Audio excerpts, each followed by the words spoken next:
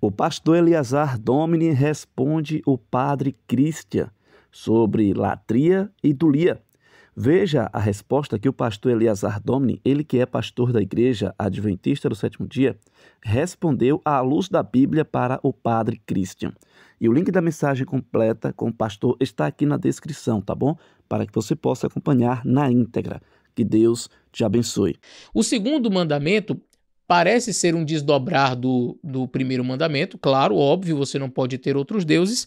Mas o segundo mandamento ele amplia. Quando ele diz assim, não faça imagem de escultura, nem semelhança alguma do que há em cima dos céus, nem embaixo na terra, e nem nas águas debaixo da terra. E continua dizendo assim, não te encurvarás a elas e nem as servirás, porque eu sou o Senhor teu Deus, o Deus zeloso que visita a maldade dos pais nos filhos até a terceira e quarta geração daqueles que me aborrecem, e faço misericórdia até 1000 gerações daqueles que me amam e guardam os meus mandamentos. Então, o segundo mandamento, há uma proibição clara e expressa de Deus, de que o povo não deveria fazer imagens de qualquer tipo para se inclinar diante delas. Não é imagens necessariamente de divindades, mas de prostrar-se em sinal de adoração diante dessas imagens. Ok. Pastor, mas a gente não está praticando latria, é idolia. O padre Christian, na sua abordagem, ele mencionou esses dois termos, latria e idolia, e ele diz que o que a Igreja Católica faz é praticar latria para Deus Pai, Filho e Espírito Santo. E para os demais santos, para os outros, você tem idolia, que é aquela veneração, não seria uma adoração, né? Você vai lembrar daquelas pessoas que foram santas e etc. Só fazer uma pergunta já antes da gente aprofundar no assunto. O padre fez essa distinção entre latria e idolia. Você pode apresentar um único texto do Antigo Testamento ou no Novo, em qualquer lugar, onde se faz idolia para qualquer uma dessas imagens que o padre citou no vídeo? O padre citou que Deus mandou construir uma serpente de bronze, Deus mandou construir anjos querubins no santuário, entalhar em cima do propiciatório. Ali havia 2 anjos querubins na Arca da Aliança. Quando Salomão constrói o templo, ele manda fazer bois, ele manda fazer anjos. Agora você pode me mostrar um verso só onde alguém pratica idolia. Não estou falando latria não, idolia, que é o que o senhor defende, né? Não, nós não estamos praticando latria. O que nós praticamos aqui é idolia. Então tem as imagens e a gente pratica idolia. Você podia mostrar uma idoliazinha só para qualquer um dessas imagens que o senhor apresentou? Ah, mas é porque isso é coisa do Antigo Testamento. Vamos lá. O padre citou também, eu não vou aprofundar muito, a ideia de que os santos são parte de uma igreja só, tem o santo aqui na terra, o santo no purgatório, o santo no céu. Bom, para começo de conversa, não existe purgatório em lugar nenhum, certo? Essa é uma visão católica, uma teologia católica que não encontra respaldo bíblico, ok? Então, você não vai encontrar na palavra de Deus nenhum lugar chamado purgatório, onde as almas, supostas almas daqueles que morrem, vão para lá e esperando que você fique rezando do lado de cá para ele sair daquele estágio e ir para outro. E que eles lá também ficam rezando por você aqui, não é? Eu acho impressionante como que existem algumas ideias assim tão extra-bíblicas, tão fora da Bíblia, e o padre fala como se fosse a coisa mais natural e mais comum, não, que eles estão lá e oram por nós, aqui intercedem por nós. E aí eu fiquei pensando, de onde foi que ele achou esse purgatório? Não é o tema do nosso vídeo, que eu vou focar mais na idolatria, mas, bom, o padre vai ter que fazer alguns arranjos nos livros apócrifos para tentar encontrar esse tal purgatório. Mas, biblicamente, nós não encontramos purgatório em lugar nenhum, tá? Mas vamos lá, voltando aqui para o tema. O padre citou, então, Números 21. Eu quero ler com vocês aqui, número 21, verso 8. E disse o Senhor a Moisés, faze uma serpente ardente e põe-na sobre uma haste, e será que viverá todo aquele que for mordido por uma serpente e olhar para ela. E Moisés fez a serpente de metal e pô-la sobre uma haste. E era que, mordendo alguma serpente alguém, olhava para a serpente de metal e ficava vivo. Uau! E aí o padre citou, tá vendo aí? Deus mandou fazer a serpente. Ué, fantástico, padre, fantástico. Só que aí resolveram fazer dulia com a serpente. Foi. Vamos ver? Lá é que o padre esqueceu de citar essa outra parte do texto, né? Diz que a gente não cita contexto, que a gente não olha para o contexto, a gente só cita versos assim isolados. Por que o senhor não citou, por exemplo, 2 Reis, capítulo 18, onde o rei Ezequias vai fazer um limpa em Israel, porque Israel estava adorando um monte de coisas, e a serpente de bronze que Moisés havia levantado ainda existia até aquele tempo, o tempo do rei Ezequias. E olha o que diz o verso 4. Ele tirou os altos, quebrou as estátuas, deitou abaixo os bosques e fez em pedaços a serpente de metal que Moisés fizera, porquanto até aquele dia os filhos de Israel lhe queimavam incenso. Não estava adorando, estava queimando incenso. Uma dulia, entendeu? Fazendo dulia. Então, eles estavam queimando incenso e lhe chamavam Neustã. Botaram até um nomezinho nela. Neustã. E aí, então, o rei Ezequias diz: pode quebrar, pode jogar fora. Por quê? Porque o propósito para o qual ela deveria servir deixou de ser útil. Quando Deus proibiu fazer imagens de escultura, Deus proibiu fazer imagens para adoração. É bem verdade que o padre quer fazer essa distinção entre dulia e latria, mas prostrar-se, ajoelhar-se diante de uma imagem, pode dar o nome que o senhor quiser, padre. Pode dar o nome que o senhor quiser. Foi isso que Deus proibiu em Êxodo capítulo 20. Não te encurvarás diante dela e nem as servirás. Ponto. Ah, mas eu não concordo. Você pode botar o nome de idolia, de latria. Não. Eu me ajoelho diante de Deus. Aqui é latria. Agora eu me ajoelho diante da imagem. Agora aqui é idolia. Porque eu não estou adorando a imagem. Eu estou lembrando. Engraçado, padre, você falou aí que a gente tem a foto da carteira da mãe, você tem um quadro, você tem os meninos brincando com um boizinho, mas eu nunca vi ninguém ajoelhar diante da imagem da mãe. Nós protestantes não ajoelhamos diante da imagem da nossa mãe. Tira a foto aqui da carteira e vamos ajoelhar aqui diante da imagem da minha mãe. Não, isso não acontece. Nós não ajoelhamos diante do boizinho que a criança brinca quando ela é criança. Então, padre, o senhor disse que gosta de pregar para pessoas inteligentes. Vamos usar o QI? Vamos usar o QI, né? É brincar com a nossa inteligência. Isso aí que você está fazendo é brincar com a nossa inteligência. Agora vamos lá. Qual é o problema de ajoelhar-se diante da imagem feita? Seja de Maria, seja de qualquer outro santo que vocês consideram estar no céu intercedendo por nós. Bom, o problema aqui, padre, não é a imagem em si, porque a imagem nada é. E você mesmo diz isso assim na sua explanação de que a imagem é só uma lembrança. E é aqui que está o problema da idolatria. É a lembrança de algo que não existe, padre.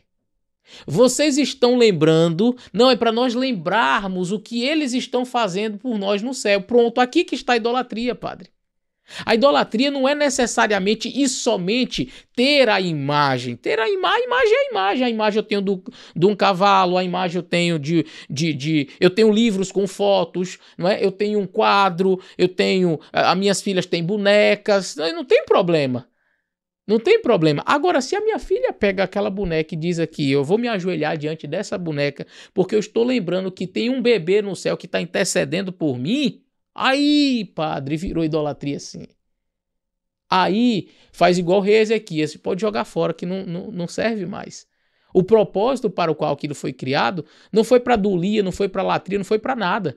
Então Deus mandou que fossem colocadas imagens dentro do templo. Sim, e nenhum protestante discorda disso e todos nós conhecemos esses textos, padre. O senhor apresentou como se fosse uma grande novidade para os protestantes. Nossa, fomos pegos de surpresa. E agora o que faremos com esses textos?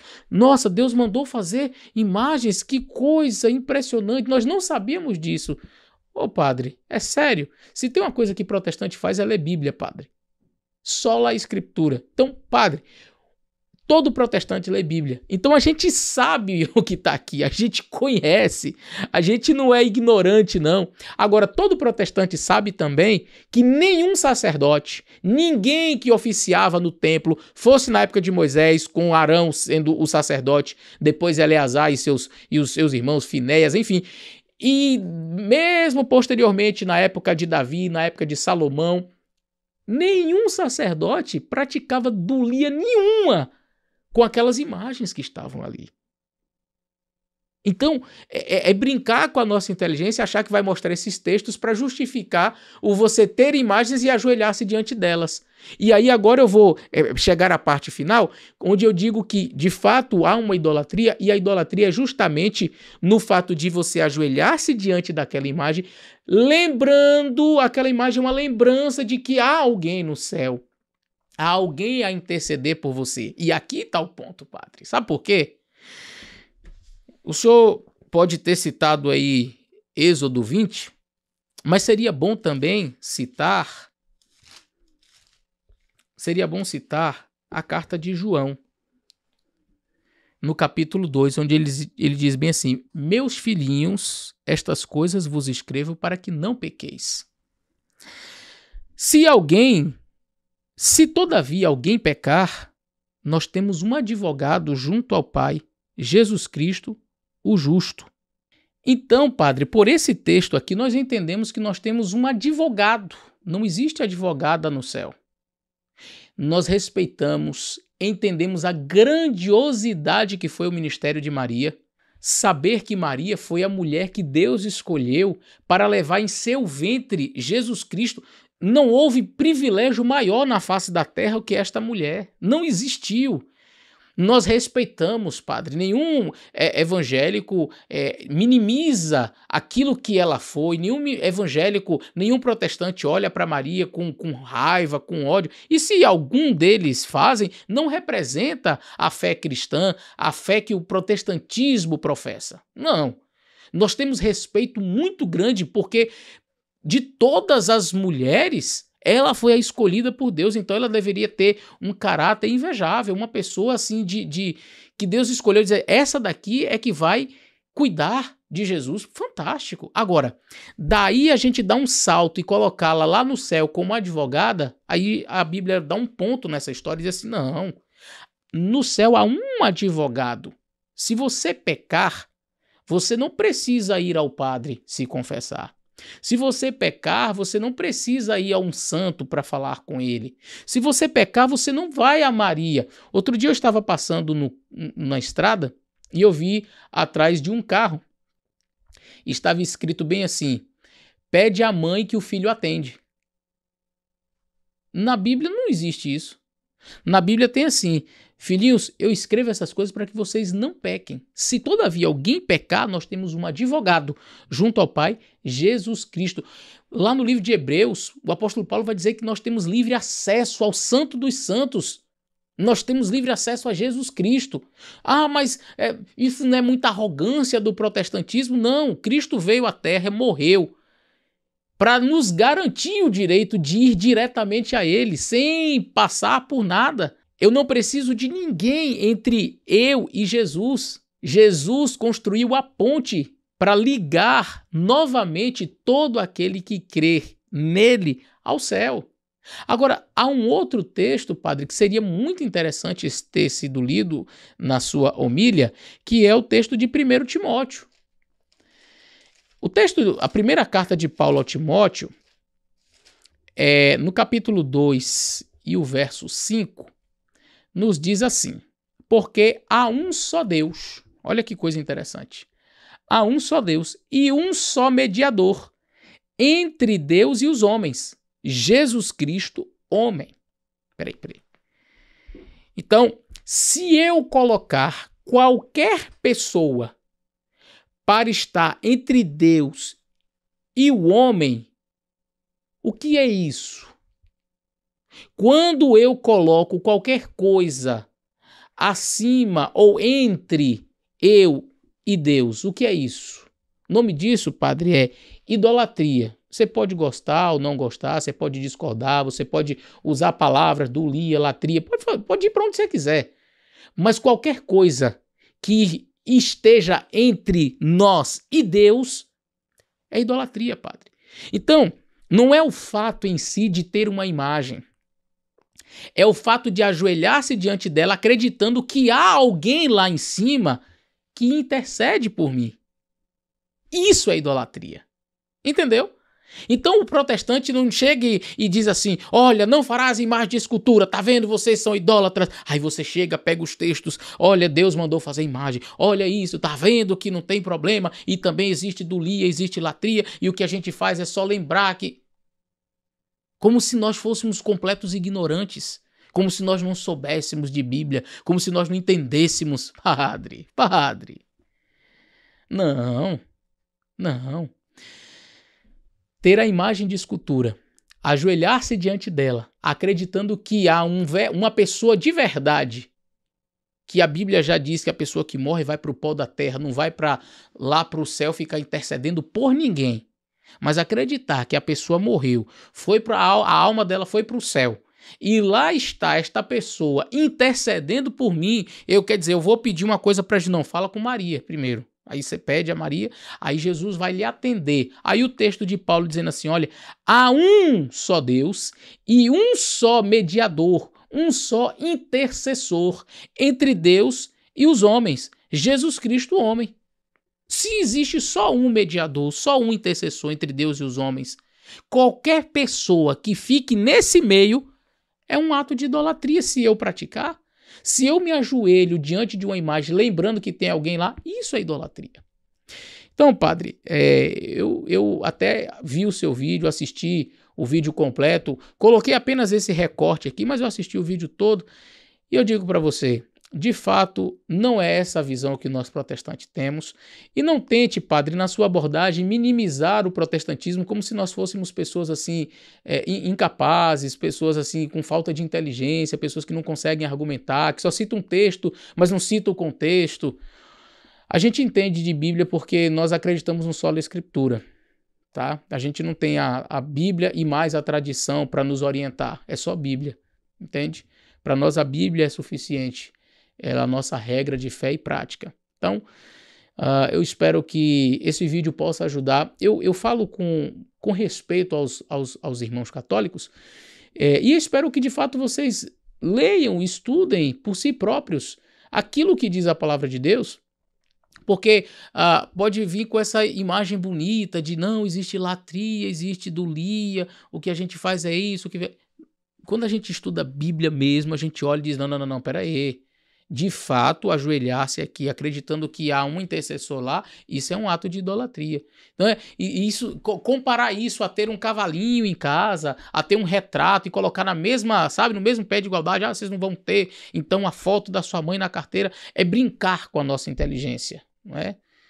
Então, eu também gosto de falar em meu canal para pessoas inteligentes. Espero que esse vídeo tenha sido útil, que Deus abençoe você, um grande abraço e até o nosso próximo vídeo.